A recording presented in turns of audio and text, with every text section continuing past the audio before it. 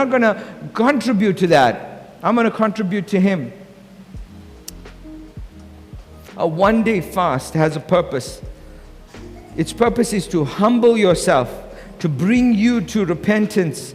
If there's any sort of trouble, that's your response as a believer. It's a crisis response. Whether it's like a national or a personal appeal to God. I'm appealing to you, Lord, and I'm leaving all this food for the first day. I'm offering it and today, because last night I saw that something bad was going to happen to myself or my family. So today I'm going to consecrate.